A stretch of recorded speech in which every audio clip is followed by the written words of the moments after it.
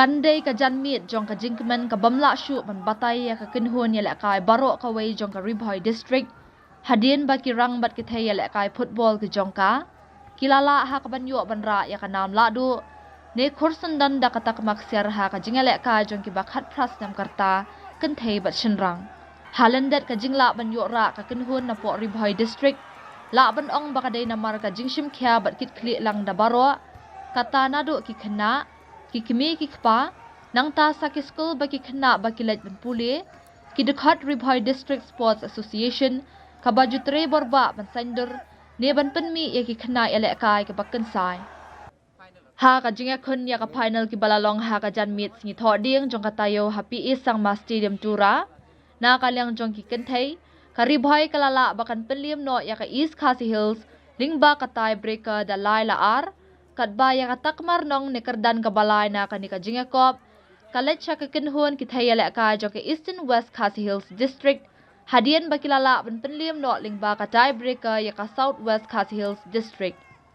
haba phai pat cha ka jinga khun jong ki samla shinrang ka kinhun ya ka jong ka Ri Bhoi district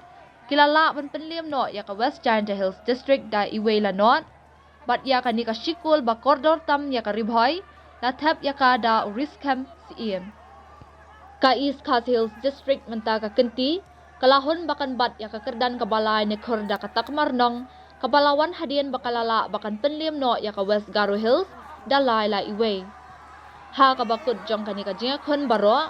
u Freddy jarwa ka East Khasi Hills u balayo ban thap saw gol ulayo ban ra ya ka nam top scorer katba na kalyang ukit bok lang bu am ka West Giant ya ulayo ban ra ya ka nam best goalkeeper katba utiros kandat jong ka West Giant Hills ulayo ban ra ya ka nam best player haba pha sha kalyang ki kan thei ka nam thei up goal ka bakan sai ne best goalkeeper kalet sha ka ni bari maring jong ka Ri Bhoi kabalami pau na kadaw ka jingla ka jong ka bakan kerda ya ki artili ki penalty hakapor bala shot ya ka tie breaker katba ka Inri Laidor khong thau jong ka East Khasi Hills kalayo bakan khor hadu artili ki khusnam ka bakan thop ya ka nam top scorer hadian bakalala ban thap hadu khatsan tali ki goal bat kumju ya ka nam best player of the tournament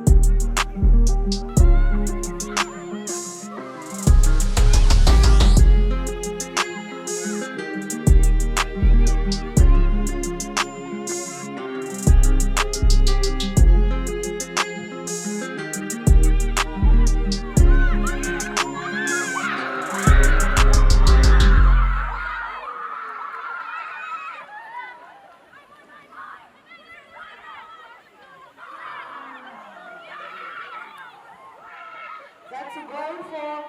Southwest Casino.